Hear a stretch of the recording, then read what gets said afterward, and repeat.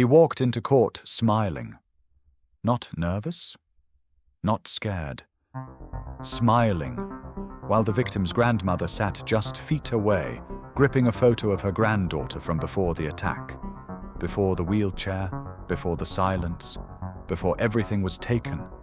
The room felt it instantly, because this wasn't a smile of relief, it wasn't a nervous twitch, it was calm, casual, intentional. Kendrick Morris sat back in his chair like this was beneath him, like this was routine, like nothing in this room, not the tears, not the scars, not the years stolen, had anything to do with him. The grandmother didn't cry. She didn't look away. She just stared forward, hands tight around that photo, as if letting go would mean losing her granddaughter all over again. And then the judge noticed it.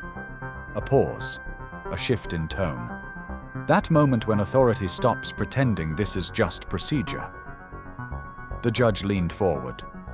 "Why are you smiling?" The room froze. Every head turned. Every breath stopped. Because that question wasn't about courtroom etiquette. It was about respect, about humanity, about whether this man understood the gravity of what he'd done, or if he truly believed none of it could touch him. And before I continue, if you're listening right now, help me prove something wrong.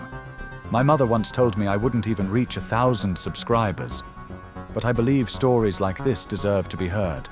Stories about victims, about consequences, about truth that refuses to stay buried. So if you believe that too, please subscribe to this channel.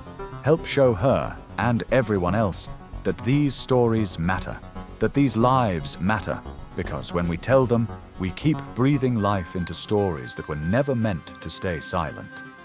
Now, let's continue, because as Kendrick Morris sat there, still wearing that expression, one thing became terrifyingly clear. This wasn't confidence. This was performance. So ask yourself, was this arrogance? Or did he really think the law couldn't touch him? Because what the judge did next split the entire room, and you need to see what happens next. He thought nothing could touch him. Before the night that nearly destroyed a young woman's life, before the headlines and the resentencing hearings, Kendrick D. Morris was already on the streets of Hillsborough County committing violent crime as a child. He was just 15 years old when the first known attack happened. In the early morning hours of June 28, 2007, Morris walked into a daycare center hours before staff were due to open for the day. He was masked, dressed in black, armed with a knife, not panicked, not careless, but calculated. He blocked the door as the first employee walked in, forced her down to the floor, demanded compliance, and then raped her. It was April 2008. Morris brutally attacked and raped high school student Queen Vong, who was dropping off library books at the Bloomingdale Library in Valrico. This wasn't a random teenager caught in a moment of teenage defiance. It was violent. It was purposeful. It was the first thread of a pattern investigators would later uncover. And yet, at that moment, inside a courtroom filled with uniformed officers and crime scene photos, young Morris showed none of the emotional ruptures most people would expect from someone accused of such a horrendous act. There was no trembling voice, no visible remorse, no uncertainty in his eyes. Instead, even then, he looked detached, as if the world he was entering had already made its decisions for him. Fast forward 10 months, and the stakes were about to explode. This pattern, calm, cold, unapologetic, showed up again when he was 16 years old, in a place most people in the Tampa Bay area considered safe, outside the Bloomingdale Regional Public Library. An 18-year-old senior was simply returning books after hours when her life changed forever. In the shadows there, Morris struck again, kidnapping, raping, and beating her so brutally she was left blind, paralyzed, and unable to speak, walk, or care for herself without round-the-clock aid. Listen to the phrasing prosecutors used in court when they described this horror. Especially heinous, atrocious, brutal, and cruel. 2 attacks, one by the same boy. And in both cases, the DNA evidence linked him, a match that tied these crimes together with cold precision. But what happened next, how the justice system dealt with a violent repeat juvenile offender, shows exactly why this case became so controversial, so emotional, and so symbolic of bigger questions in American justice. As Morris sat in court for his first sentencing, his attitude didn't change. The detachment, the lack of visible remorse, it was the same from the daycare to the library. This wasn't chaos, this was pattern. And if you want to understand what that looks like, not just on the surface, but in the psyche of someone who thought they were untouchable, keep watching. Because the next time we step into that courtroom, everything changes. Same arrogance, bigger stakes. And nothing about this story is simple. Anymore. April 2008. A quiet night in Brandon, Florida. The kind of night that feels ordinary enough to let your guard down. The Bloomingdale Regional Public Library is closing. Lights still on. Parking lot mostly empty. No alarms, no sirens, no warning. An 18-year-old high school senior walks out, doing something she's done dozens of times before. She's on the phone, talking, laughing, thinking about graduation, thinking about a future that's just weeks away. She doesn't know she's being watched. This isn't a chase. This isn't chaos. This is waiting. From behind the building, from the dark space between routine and danger, Kendrick Morris steps out. What happens next is fast, but not frantic. He grabs her, forces her away from the light. Silences the phone call mid-sentence. This isn't panic. This isn't impulse. It's controlled. He drags her to a secluded area near the library. He rapes her. Then, when that isn't enough, he beats her. Again and again, blows to the head. Relentless. Purposeful. Prosecutors later describe it as one of the most brutal attacks they've ever seen. Not because it happened, but because it didn't stop. When he's done, he leaves her there. Broken. Bleeding. Barely alive. Left for dead on the ground. By the time she's found, the damage is catastrophic. Severe brain injury, permanent disability. She will never walk normally again. Never speak the same way again. Never live independently. Her life, frozen at 18. Graduation photos replaced by hospital rooms. College plans replaced by rehabilitation schedules. A future replaced by survival. And here's the part that chills investigators. DNA evidence ties the attacker to the crime. Clean, clear, conclusive. The same DNA connects him back to the earlier daycare attack. 2 crimes, 2 victims, 1 offender. A pattern no one can ignore anymore. But despite all of this, despite the brutality, despite the evidence, despite the damage, for a moment, it looks like he might walk. Legal questions emerge. His age, juvenile status, procedural delays. And suddenly, the fear shifts. Because this isn't just about what he's already done, it's about what happens if he's free. If no one stops him, someone else dies. That's the unspoken truth hanging over this case, the one no statute can soften, the one no argument can erase. And as the courtroom waits for the next move, one thought starts creeping into everyone's mind. What if the system fails here? What if the law hesitates and gives him another chance? Because if that happens, the damage won't just be permanent, it'll be repeated. The courtroom is packed, not with noise, but with pressure. Every seat filled. Family members pressed shoulder to shoulder, strangers drawn in by the weight of what they're about to witness. You can feel it in the air, that tight, electric silence where everyone's waiting for something to snap. All eyes lock onto one place. The defense table. Kendrick Morris leans back in his chair. Relaxed. Almost casual. There it is again. That smile. Not wide, not obvious, but present, like he's watching something mildly entertaining. Like this is happening around him, not because of him. The victim's family doesn't move. They don't look away. They don't blink. This isn't just a trial to them. This is the only place where what was taken from them might be acknowledged. And Morris knows it. The judge begins calmly. Measured words, professional tone. This is still a courtroom. This is still procedure. But as the hearing goes on, the demeanor doesn't change.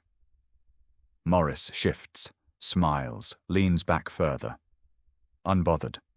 The judge pauses. Another warning, firmer this time. A reminder of where he is. A reminder of what's at stake. Still nothing. That smile doesn't disappear. That posture doesn't straighten. And now the room feels different. Because this isn't defiance anymore. It's disrespect. Disrespect for the court, for the victims, for the gravity of what's being discussed. The judge's voice changes. Shorter, sharper, final, enough. The gallery is warned. Any disruption will not be tolerated. And then, control snaps. One by one, people are removed. Voices cut off mid-reaction. Chairs scrape. Doors open. Doors close. The room empties. Silence returns. But this time, it's enforced. And suddenly, without the audience, without the eyes, without the energy, the performance dies. No more smiles playing to the room. No more posture meant to project confidence. Just a young man sitting at a table, facing the reality he can't joke his way out of. But here's the thing. That wasn't the lesson he took. Because if you think this humbled him, if you think this moment finally broke through, watch. What comes next proves just how deep that arrogance ran. The verdict didn't come with suspense. By the time the jury returned, the facts were already heavy. Too heavy to ignore, too precise to escape. Guilty. Across multiple counts. Sexual battery, kidnapping, aggravated battery. Each charge stacking on the last like concrete blocks. The courtroom didn't erupt. There was no gasp. Just a quiet understanding that the door had finally closed. When sentencing came, the numbers sounded unreal. Decades in prison. So many years they blurred together. A sentence so long it didn't need the word life to mean life. For most people, that would have been the end of the story. A teenager who crossed every line, a court that responded with finality, a community that could finally exhale. And for a while, that's exactly what it felt like. Kendrick Morris was taken away in handcuffs, processed, locked behind walls most people never see again, chances most people never get, burned like they were unlimited. Years passed. Outside the prison gates, life moved forward. The victim's family learned a new normal.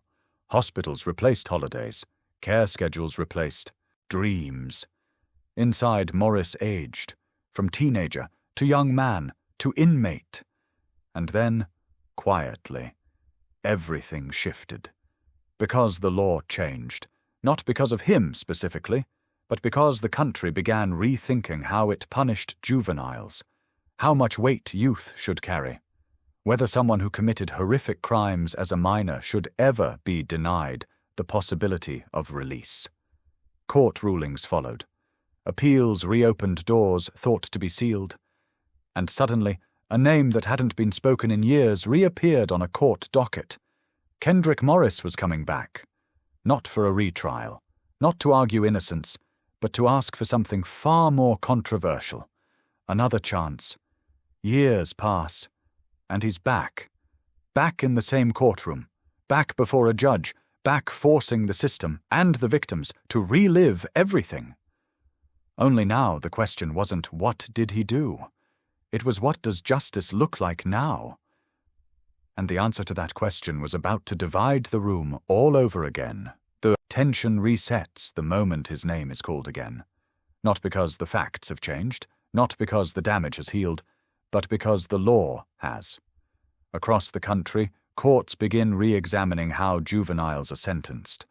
Rulings come down, new standards emerge. The idea is simple, and dangerous in cases like this. A child, no matter how violent the crime, is not the same as an adult. And because of that, the Constitution now demands hope. A meaningful opportunity for review. That's how Kendrick Morris walks back into court. Older now. Bigger. More practiced. No jury this time. No debate over DNA. No arguments about what happened outside that library. This hearing isn't about guilt. It's about whether the door should ever open. The defense leans into it immediately. He was young. He was impulsive. He came from a broken home. He didn't understand consequences the way an adult would. I was a kid, the argument goes. I can change. Words designed to soften the room, to move the conversation away from blood and bones and permanence. And for the first time, Kendrick Morris speaks. Not loudly, not emotionally, but deliberately. He talks about growth, about maturity, about the person he says he's become. Across the room, the victim does not speak. She can't walk into court and take the stand the way others do. She can't answer questions. She can't tell the judge how her life stopped at 18. Her voice is missing, not because it doesn't matter, but because the damage stole it. That absence fills the courtroom. On one side, a man asking for mercy, describing a future he hopes to have. On the other, a woman who will never get hers back. Wheelchairs instead of graduation gowns, therapy instead of careers, dependence instead of independence. And suddenly the contrast is unbearable. This wasn't about guilt anymore. It was about mercy, about whether youth excuses brutality, about whether change erases harm, about who the justice system is meant to protect. The person asking for another chance, or the person who will never get one. So ask yourself, who deserves a second chance here? Because the judge is about to answer that question. The resentencing hearing stretches on, and slowly something uncomfortable becomes impossible to ignore. Kendrick Morris doesn't look like a man asking for mercy. He sits the same way he did years earlier, back against the chair, arms relaxed, posture loose, not defeated, not reflective, just distant. There's no visible emotion when the crimes are described again. No reaction when the judge references the severity. No shift when the prosecutor speaks about permanent damage. If anything, his body language says one thing clearly. He's already decided how this ends. They thought nothing could touch them. The prosecutor stands and begins laying it out, carefully, methodically. Not theatrics, not anger, facts, the daycare attack, the knife, the elderly victim. Then the library. The ambush. The beating that didn't stop when it should have. Medical testimony is referenced, lifelong care, permanent impairment, words like irreversible, words like never. The prosecutor doesn't raise their voice. They don't have to, because the damage speaks for itself. Then the defense responds. They talk about rehabilitation, programs completed, good behavior reports, evaluations suggesting growth. They paint a picture of a man who has matured, who understands consequences now, who deserves a chance to prove he's changed. And the entire argument hinges on one thing, that the person sitting in front of the judge today is not the same person who committed those crimes. But as the defense speaks, Morris shifts in his seat, leans back again, expression flat, almost bored. No nodding, no acknowledgement, no visible agreement with the idea of remorse.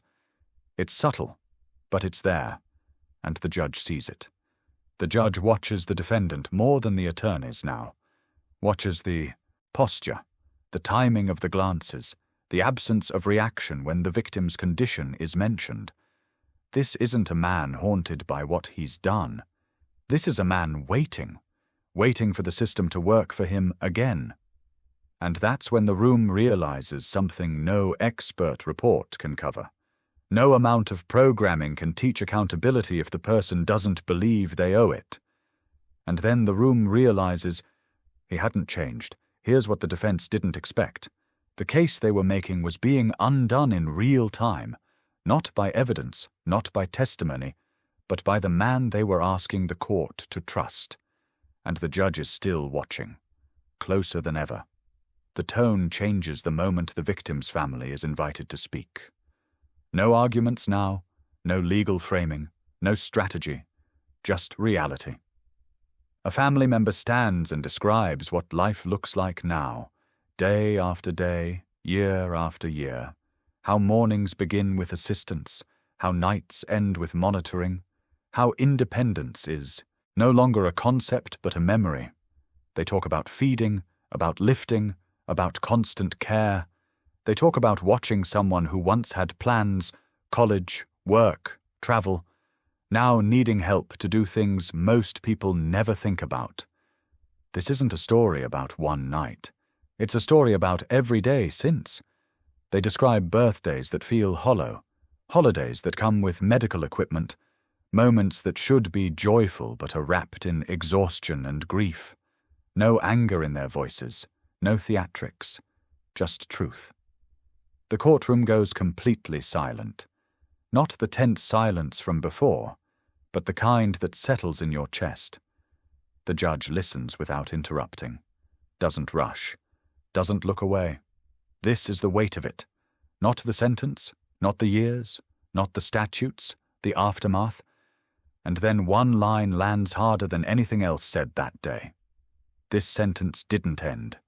It just moved from a courtroom to a hospital room, from a prison term to a lifetime of care, from one person's actions to an entire family's reality. The judge pauses, long enough for everyone to understand what's coming, because at this point, the question isn't whether Kendrick Morris deserves mercy. It's whether mercy, in this case, puts someone else at risk. Is mercy still mercy if it endangers others? The judge looks down at the file, then back at the defendant, and in that moment it's clear. The judge had heard enough. The judge doesn't raise his voice. He doesn't need to. When he begins to speak, the room knows this isn't a lecture, it's a conclusion. He starts with the pattern. Not one crime, not one lapse in judgment, but a progression. An early attack, then escalation, then extreme violence. The judge makes it clear, this wasn't randomness, this was repetition, then the severity. He speaks about the injuries, about permanence, about what it means when a victim's life is fundamentally altered, forever. He acknowledges the arguments, about youth, about development, about the possibility of change. And then he draws the line. Because the law may require hope, but it does not require blindness. Public safety matters. The judge explains that sentencing isn't just about the person standing at the defense table. It's about everyone else outside the courtroom doors. People who don't get a warning. People who assume places like libraries are safe. He pauses, and then the sentence is announced. Life in prison. With the possibility of review decades down the line. Not freedom, not forgiveness, just distance, measured in years the defendant hasn't lived yet. The reaction is immediate. The victim's family exhales, not relief, not celebration, just breath. The kind you take when something heavy is finally set down. Kendrick Morris doesn't move. No leaning back, no smirk, no performance. For the first time since this case began, he is completely still. Because reality doesn't care about your performance. It doesn't respond to posture or attitude. It doesn't negotiate with arrogance. And if you're wondering, that smile, gone. And now ask yourself, did justice finally catch up? Or was this always how it was going to end? And this is where the story stops being just his. Because the sentence has been handed down, the courtroom has emptied, and the cameras have shut off. But the questions don't go away. Would you offer mercy here? When the damage is permanent? When a life was frozen at 18? When the consequences ripple through an entire family every single day? Should age ever outweigh damage? At what point does youth stop being an explanation and start being an excuse? Cases like this force us to confront something uncomfortable about justice, that it isn't clean, it isn't emotional, and it rarely feels fair to everyone involved. Kendrick Morris walked into court believing the system would bend, believing the rules would save him, believing time would soften what he'd done. He thought nothing could touch him. But reality did. Now I want to hear from you. Do you think the judge made the right call? Should the law always leave the door open, no matter the harm? Or are there crimes so severe that mercy becomes another form of injustice? Drop your thoughts in the comments. This is one of those cases where there is no easy answer, and your perspective matters. If stories like this make you stop, think, and question what justice really means, take a moment to like this video. It helps these stories reach people who need to hear them. And if you want more true crime cases where courtroom arrogance meets real consequences, subscribe to the channel.